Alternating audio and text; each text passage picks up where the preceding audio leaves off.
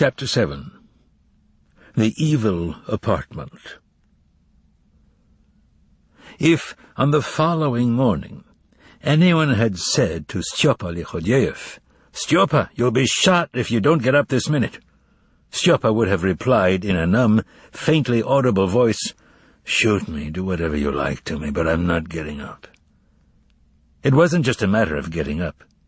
He didn't even think he could open his eyes, because if he did, lightning would strike and blast his head to bits.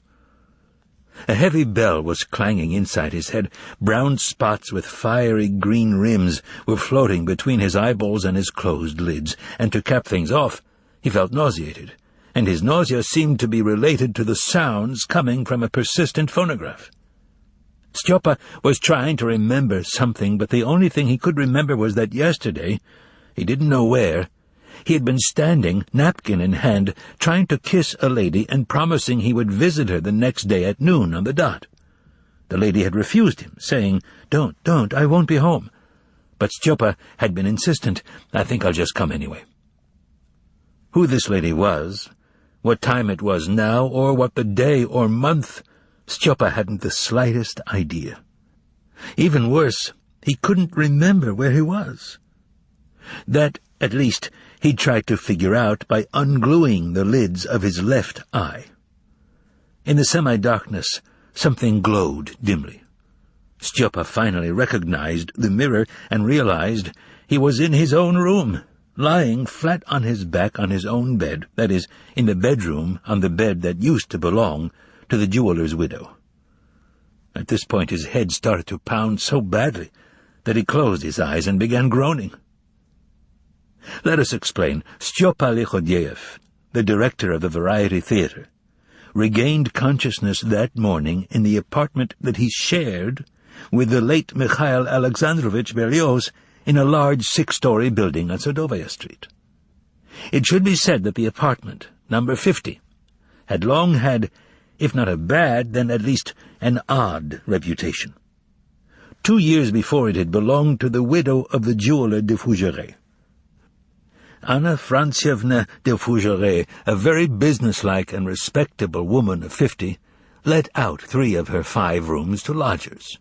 One of them was apparently named Bielomut. The other's name has been lost. And it was 2 years ago that inexplicable things began happening in the apartment.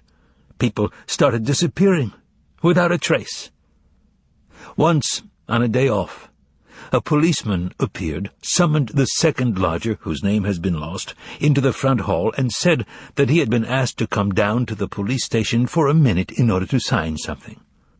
The lodger told Anfisa, Anna Frantievna's long-time devoted housekeeper, to tell anyone who called that he would be back in 10 minutes, whereupon he went off with the policeman, who was correctly attired in white gloves. Not only did he not return in 10 minutes, he never returned at all. And the most astonishing thing was that the policeman evidently disappeared along with him.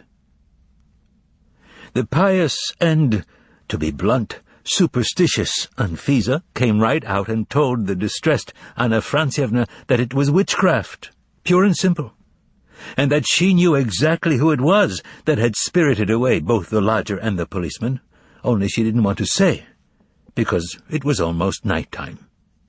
Well, as everyone knows, once witchcraft gets started, there's no stopping it. The second lodger disappeared, I recall, on a Monday, and on Wednesday, Bielomut vanished, as if he had fallen through the earth, albeit in different circumstances. In the morning a car came to take him to work as usual, and the car did leave with him, but it did not bring anyone back, and never returned again. Madame Bielomut's grief and horror defied description, but both, alas, were of short duration.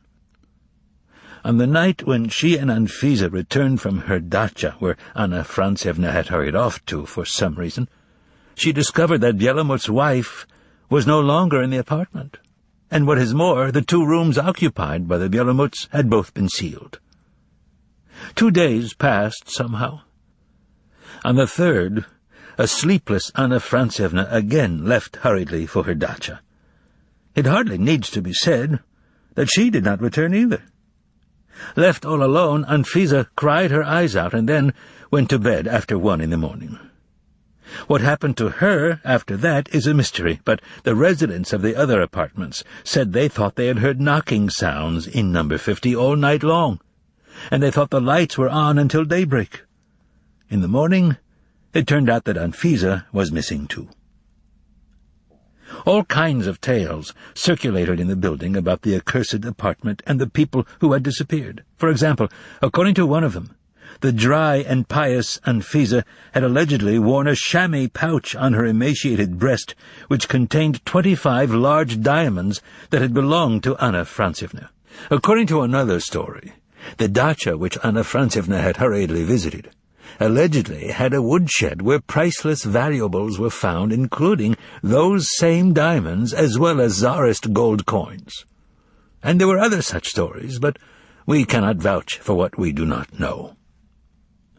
In any event, the apartment stood vacant and under seal for only a week. And then who moved in but the late Berlioz and his wife, and the aforementioned Stjopa and his wife.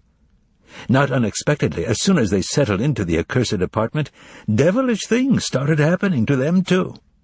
In the space of a month, both wives disappeared, but not without a trace.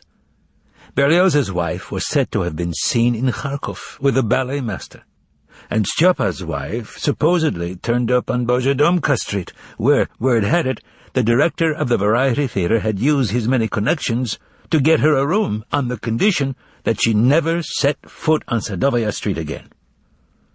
And so Stjopa groaned. He wanted to call Grunya the maid and ask her for some pyramidon, but he was sufficiently in touch with reality to realize that was pointless, since she naturally would not have any pyramidon. He tried calling Berlioz for help, groaning 2 times, "Misha! Misha!" but as you yourself can understand, he got no reply. The most total silence reigned in the apartment. After wiggling his toes, Stjopa could tell that he was still in his socks. He palpated his thigh with a trembling hand to determine if he had his trousers on, but he couldn't be sure. Finally, seeing that he was abandoned and alone, and that there was no one to help him, he decided to get up, whatever the superhuman effort it cost. Stjopa unglued his eyelids, looked in the mirror, and saw a man with hair sticking up all over his head, with swollen eyelids and a bloated face covered with black stubble. The man was wearing a dirty shirt with a collar and tie, long johns and socks. That was how he saw himself in the mirror. And, next to the mirror, he saw a man he did not know, who was dressed in black and wearing a black beret. Stjopa sat down on the bed and tried as hard as he could to focus his bloodshot eyes on the stranger. It was he who broke the silence, intoning in a low, somber voice with a foreign accent, "Good day, most kind Stepan Bogdanovich." There was a pause, after which Stjopa made a huge effort and said, "What do you want?" He was shocked not to recognize his own voice. The word "what" came out in a treble, "you" in a bass, and "want" did not come out at all. The stranger gave a friendly smile, took out a large gold watch with a diamond triangle on the cover, listened to it ring 11 times, and then said, 11 o'clock, I've been waiting for you to wake up for exactly an hour because you told me to be here at 10. And here I am."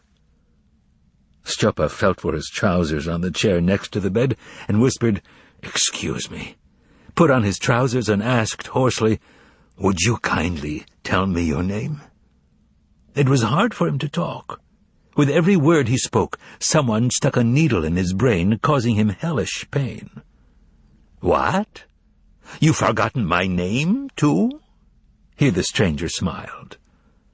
"Sorry," croaked Stjopa, sensing that his hangover was blessing him with a new symptom. The floor by the bed seemed to him to have vanished somewhere, and he was just on the verge of flying headfirst down to the devil's mother in the underworld. "My dear Stepan Bogdanovich," said the visitor with a piercing smile, "Pyramidon will not help you. Follow the wise old rule, cure like with like. The only thing that will restore you to life is 2 shots of vodka with some hot and spicy hors d'oeuvres." However sick he was, Stjopa was shrewd enough to know that once he had been found in such a state, it was better to admit to everything. "To be honest," he began, barely able to move his tongue, "yesterday I may have had a bit too—" "Not another word," the visitor replied, moving his armchair over to the side. Stjopa, his eyes bulging, saw a small table and a tray, covered with sliced white bread, pressed caviar in a glass bowl, white marinated mushrooms on a plate, something in a saucepan, and finally, vodka in a mammoth decanter that had belonged to the jeweller's wife. Stjopa was particularly struck by the fact that the decanter was sweating with frost, which was understandable since it had been placed in a shallow bowl packed with ice. In a word, the table was set flawlessly, impeccably. The stranger prevented Stjopa's astonishment from assuming morbid proportions by deftly pouring him half a glass of vodka. "Won't you have some?" squeaked Stjopa. "With pleasure." Stjopa raised his glass to his lips with a wobbly hand while the stranger downed the contents of his in a single gulp. As he was munching on some caviar, Stjopa managed to get out the words, "Wouldn't you like some hors d'oeuvres?" "Thank you, I never eat hors d'oeuvres," the stranger replied, and poured a second round. They uncovered the saucepan and found sausages in tomato sauce. And soon the accursed greenness which had been floating in front of Stjopa's eyes melted away. Words started to come out, and most important of all, Stjopa began remembering things. Namely, that yesterday he had been in Schodnia at the dacha of the sketch-writer Khustov, and had been taken there in a taxicab by Khustov himself. He even remembered that they had hired the taxicab at the Metropole, and that some actor had been there too, or maybe he wasn't an actor, with a portable phonograph. Yes, it had all happened at the dacha. Then he recalled that the dogs had howled because of the phonograph. Only the lady whom Stjopa had wanted to kiss remained a mystery. The devil only knew who she was. Maybe she worked in radio. Maybe not. Thus, the events of the previous day gradually became clearer, although at the moment the present day interested Stjopa more, especially the stranger in his bedroom, with vodka and hors d'oeuvres to boot. It would be a good idea to clear that up. "Well, I hope you can remember my name now." But Stjopa merely smiled shamefacedly and shrugged. "Really? I have the feeling that you drank port after vodka. Forgive me, but how could you do such a thing?" "May I ask that this go no further?" said Stjopa obsequiously. Of course, but naturally I can't speak for Khustov." "Do you know Khustov, too?" "I saw the man briefly in your office yesterday, but one quick look at his face was enough to convince me that he's a bastard, a wrecker, a toady, and a yes-man." "Absolutely true," thought Stjopa, who was struck by the accuracy, precision, and pithiness of this characterization of Khustov. So, although the previous day was reassembling itself piece by piece, the director of the Variety still felt anxious. There was still a huge gaping hole to be accounted for, and there was no way that Stjopa could have seen the stranger in the beret in his office yesterday. "Professor of Black Magic Volant," said the visitor weightily, seeing Stjopa's consternation, and he gave him a precise account of what had happened. He had arrived in Moscow from abroad yesterday and had gone to see Stjopa immediately to propose a performance at the Variety Theatre. Stjopa had phoned the Moscow Regional Entertainment Commission to receive approval. Stjopa grew pale and blinked his eyes. "Signed a contract with Professor Volant for 7 performances." Stjopa's mouth opened, and arranged for Voland to come by this morning at 10 o'clock to iron out the details. And so Voland had come. When he arrived, he was met by the maid, Grunya, who explained that she came in daily and had only just arrived herself, that Berlioz was not at home, and that if the visitor wished to see Stepan Bogdanovich, then he could go into his bedroom himself. Stepan Bogdanovich was such a sound sleeper that she would not try to wake him up. Seeing the condition Stepan Bogdanovich was in, the artiste sent Grunya to the nearest specialty store for vodka and hors d'oeuvres, to the drugstore for ice, and— "Let me settle up with you," whispered the crushed Stjopa as he tried to find his wallet. "Oh, don't be silly!" exclaimed the guest artiste, and would hear nothing more of it.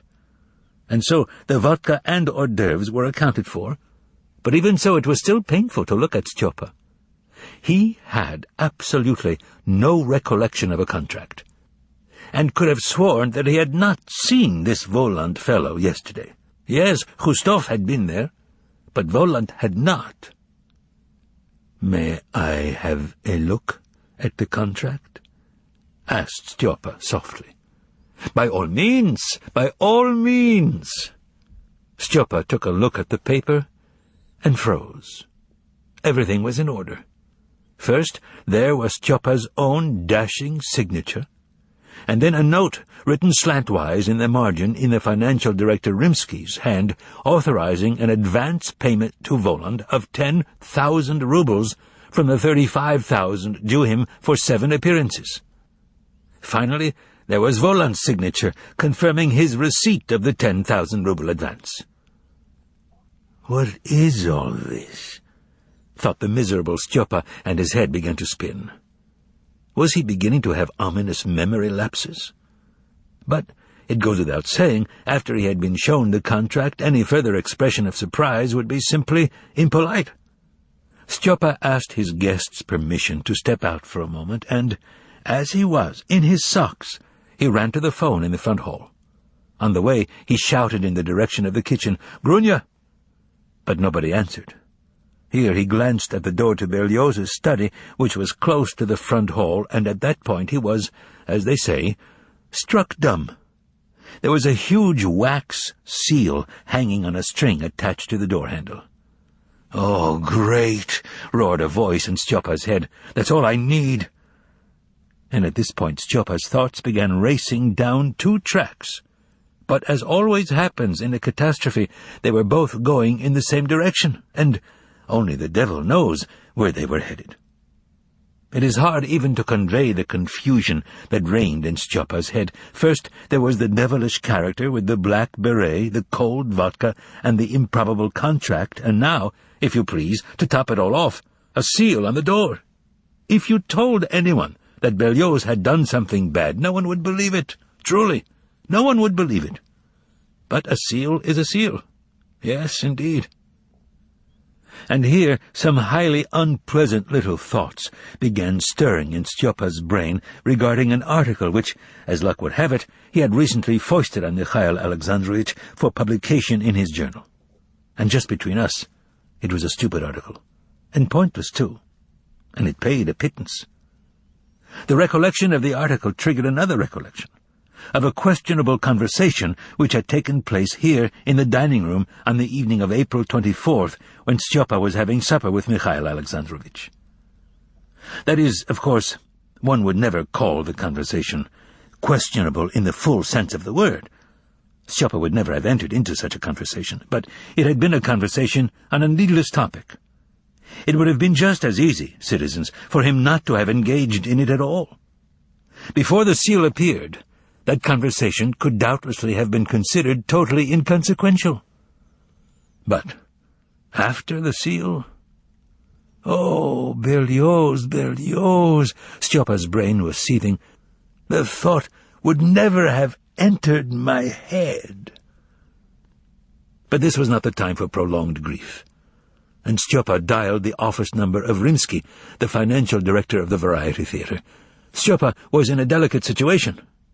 First of all, the foreigner might be offended that Stjopa was checking up on him after he had shown him the contract. And besides, It was extraordinarily hard for him to broach the subject to the financial director. After all, he could hardly come right out and ask, "Tell me, did I sign a contract yesterday for 35,000 rubles with a professor of black magic?" That would hardly do. "Yes," sounded Rimsky's sharp, unpleasant voice in the receiver. "Hello, Grigory Danilovich," said Styopa softly. "This is Likhodyeyev. This is the situation. I have this, artiste Volant here, and I wanted to ask about this evening." "Ah, the fellow who does black magic?" echoed Rimsky's voice in the receiver. "The posters will be ready right away." "Okay," said Styopa in a weak voice. "Well, bye then." "Will you be in soon?" asked Rimsky. "In half an hour," Styopa replied, and, hanging up the phone, he pressed his hands to his burning head. Oh, what a nasty business it all was. And what, citizens, was happening to his memory, huh? However, it was becoming awkward to stay in the hall any longer, and Styopa devised a plan on the spot. Do everything necessary to conceal his incredible forgetfulness. And now, first of all, subtly pump the foreigner for information regarding the kind of act he intended to perform that night in Styopa's variety theatre. As Styopa turned away from the phone, he looked in the hall mirror, which the lazy Grunya had not cleaned for some time, and distinctly saw a weird-looking fellow, thin as a lath, and wearing a pince-nez. Oh, if only Ivan Nikolaevich had been there, he would have recognized the fellow right away. His reflection appeared and disappeared in an instant. Anxious, Styopa peered into the depths of the hallway and reeled a second time, for he saw a hefty black cat pass by in the mirror and also disappear. Styopa's heart skipped a beat. He lost his balance. "What's going on?" he thought. "Could I be losing my mind? Where are these reflections coming from?" He peered into the hall and shouted in fright, "Grunya! What's that cat doing in our house? Where did he come from, and who's the fellow with him?" "Don't be upset, Stepan Bogdanovich," a voice sounded, not Grunya's but that of the guest in the bedroom. "That cat belongs to me. Don't be nervous. And Grunya isn't here. I sent her to Voronezh. She was complaining that you hadn't let her go on vacation for a long time." These words were so unexpected and absurd that Styopa decided he had not heard them correctly. In a state of total confusion, he trotted back to the bedroom and froze in the doorway. His hair stood on end, and fine drops of sweat appeared on his brow. His guest was no longer alone in the bedroom, but had been joined by a retinue. Sitting in the other chair was the same oddball who seemed to have appeared in the hall. Now he was clearly visible, a feathery mustache, one lens of his pince-nez glistening and the other missing entirely. But there were worse things to be seen in the bedroom. Sprawled, in a relaxed pose on the pouf that had once belonged to the jeweller's wife, was a third creature, namely, a black cat of horrific proportions, with a glass of vodka in one paw and in the other a fork on which he had speared a pickled mushroom. The light, dim as it was in the bedroom, began to fade altogether in Styopa's eyes. "So, this is what it's like to go crazy," he thought, and grabbed onto the doorframe. "Do I note a touch of surprise, my dearest Stepan Bogdanovich?" Volant inquired of Styopa, whose teeth were chattering. "But there is nothing to be surprised about. This is my retinue." At this point the cat drank down his vodka, and Styopa's hand began to slip down the doorframe. "And my retinue needs space," Volant continued, "which means that one of us in this apartment is superfluous. And I think that someone is you." "It's them! It's them!" crooned the thin, checked man in a bleating voice, referring to Styopa in the plural. "In general, they've been acting like swine lately. They get drunk, use their position to have affairs with women, don't do a damn thing, and can't do anything because they don't know the first thing about their jobs. They hoodwink their bosses. And he runs the official car ragged, tattled the cat while chewing on a mushroom. And at this point, the fourth and last phenomenon occurred in the apartment, just as Stjopa, who had already slid down to the floor, was clutching feebly at the doorframe. Right out of the mirror stepped a short but unusually broad-shouldered man. He was wearing a bowler hat and had a fang sticking out of his mouth, which made his already loathsome face look even uglier. To top it all off, he had fiery red hair. The newcomer joined in the conversation, don't really understand how he ended up a director. The redhead's voice became more and more nasal. He's as much a director as I'm a bishop. You don't look like a bishop, Azazello, noted the cat as he piled his plate with sausages. That's just what I'm saying, said the redhead through his nose, and turning to Voland, he added respectfully, May I have permission, monsieur, to throw him out of Moscow straight to hell? Shoo! Roared the cat suddenly, his fur standing on end. And then the bedroom began to spin around Stjopa. He hit his head on the doorframe, and as he was losing consciousness, he thought, I'm dying. But he did not die. He opened his eyes slightly and saw that he was sitting on something made of stone. A sound could be heard nearby. When he opened his eyes properly, he realized that it was the sound of the sea, and that a wave was, in fact, breaking at his very feet. That, to be brief, he was sitting at the end of a jetty, and that a blue sky was sparkling above him, and behind him was a white city nestled in the hills. Not knowing the proper behavior in such circumstances, Stjopa raised himself on his shaky legs and set off down the jetty to the shore. A man was standing on the jetty, smoking a cigarette and spitting into the sea. He gave Stjopa a strange look and stopped spitting. Then Stjopa resorted to the following maneuver. He dropped on his knees in front of the unknown smoker and said, Please, tell me, what city is this? Are you kidding? Said the heartless smoker. I'm not drunk, Stjopa replied hoarsely. Something's happened to me. I'm sick. Where am I? What city is this? Well, Yalta. Stjopa sighed softly, fell over on his side, and struck his head against the warm stone of the jetty. He lost consciousness.